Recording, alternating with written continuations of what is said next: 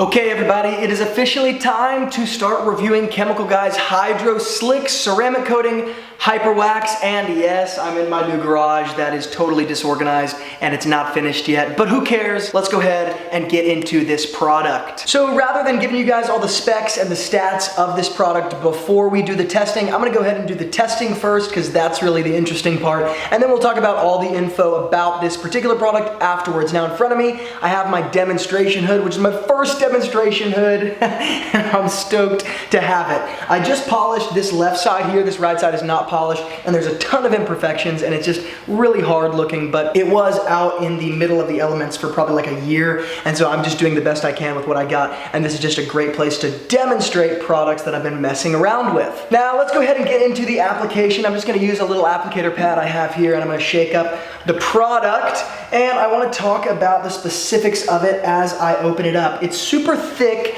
and you guys can probably see, I'm not gonna use too much. It says just use a few dots. It's kind of jelly-like, like you would expect maybe grape jelly would be. That's a little bit much even. I could probably do less than that, but I'm gonna do this whole half of this hood.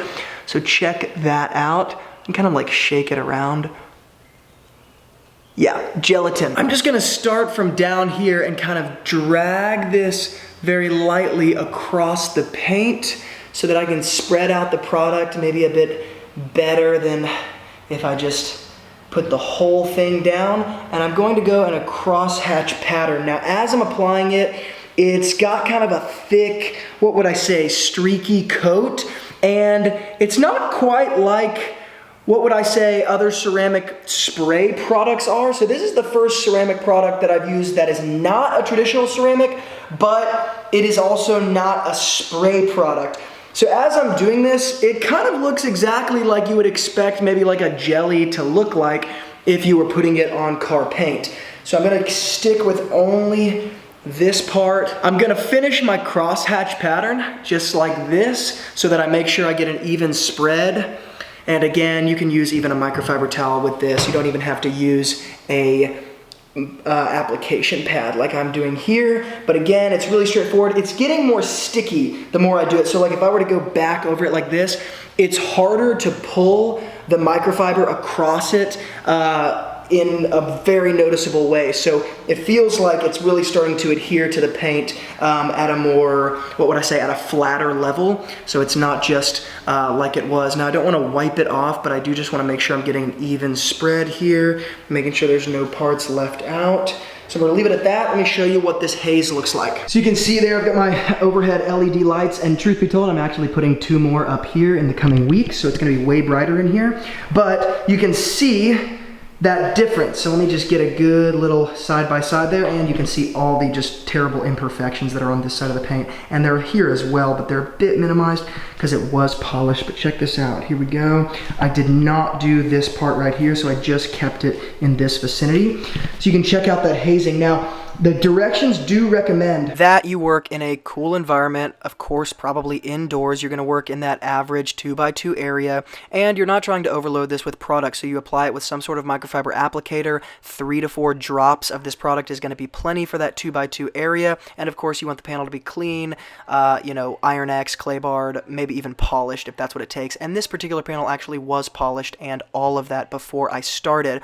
Now, the other thing here is you want to let it sit for about 30 seconds to 2 minutes to cure totally. You want a total curing time of somewhere around 3 hours before you expose it to any of the elements.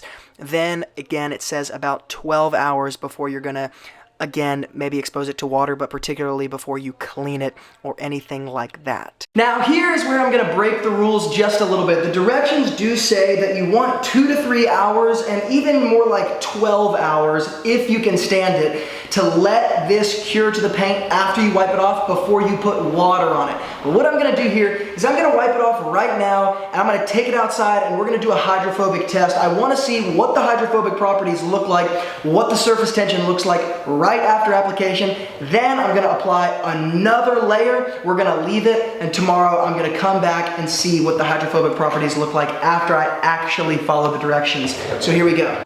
Now, as I started to remove this product, I realized really quickly, this is very literally, I'm not being dramatic here, the most difficult product to remove that I have used all year. You can see it just smearing everywhere. So my initial thought was, maybe it's the hood. Maybe I didn't clean it or polish it correctly, or maybe with enough, I don't know, intensity, and that is what's going on here. So I wanted to test this product out again on a more or less control group, which would be the hood of the trunk of my car, the top of the trunk. So I actually apply less product here. I spread it even more thinly because I actually turn my applicator pad upside down and I knock down the amount of product that's on the hood or on the top of the trunk, and then I remove it exactly about 25 to 30 seconds later, and unfortunately I get the same results. You can see here, as I'm trying to remove it, it is smearing around like an oil would smear around without some sort of alcohol to wipe it off of a surface.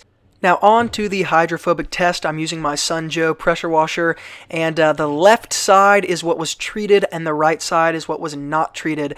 Just to reiterate, as you guys are watching this, the directions do specify that a 2 to 3 hour cure time is advised and 12 hours would be perfection virtually. So again, this is immediately after. I did not allow it to cure before I exposed it to this water. So to be totally fair to chemical guys, yes, I am going to do another test where this is sitting overnight for 24 hours and I come back the next day and we look at the hydrophobic properties. But for the sake of this initial video, I did break the rules a bit. Now, there is some obvious water beading and sheeting on the left side. However, how obvious that is, it's a bit arguable if you ask me. Obviously, the water is kind of, what would you call it? Basically, surface tension is what we're going to call it. But the surface tension is obviously stronger on the left side. And of course, there is more dry area on the left side as that water beads and sheets off. But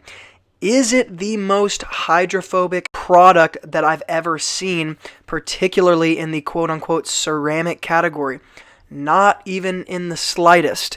Once again, this is not me dogging this product. This is simply me trying to take the reality of what happened and explain it in a more empirical way.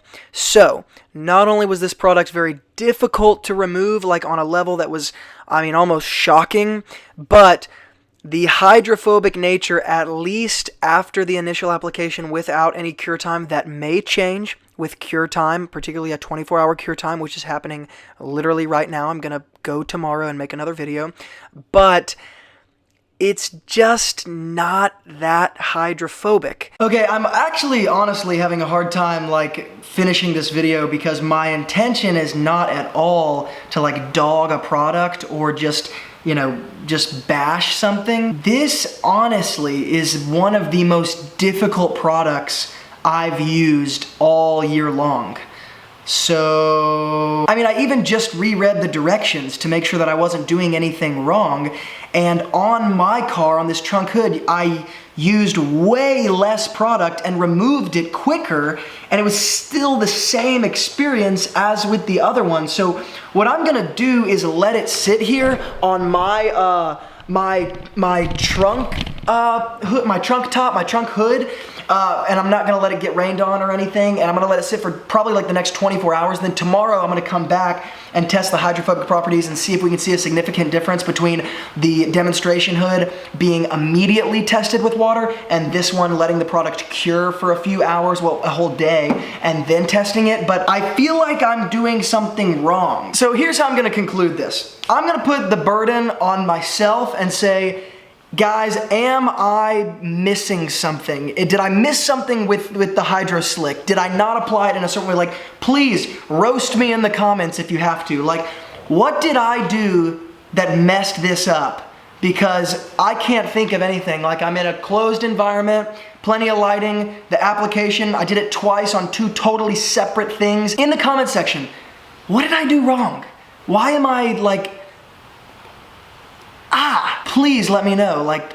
It's okay, I can take it. Well, with all that being said, guys, I can't in good conscience tell you to try this out for yourself unless you want to try it out and figure out how it actually works, which I'm going to start doing because, again, I'm confused. I can't figure it out. I'm gonna hook up a link to this in case you want to see what I'm talking about. And then I'll hook up a couple links to the pressure washer and the microfiber towels that I use in case you're looking for what I'm using right now in particular. Hopefully you guys have been following the garage remodel because it truly is almost done. The lighting's almost finished and all that sort of stuff, but stick with me because the finished garage is literally gonna be insane. It's gonna be amazing. Guys, as always, thank you very much for being involved in the Wilson Auto Detailing. Keep working hard.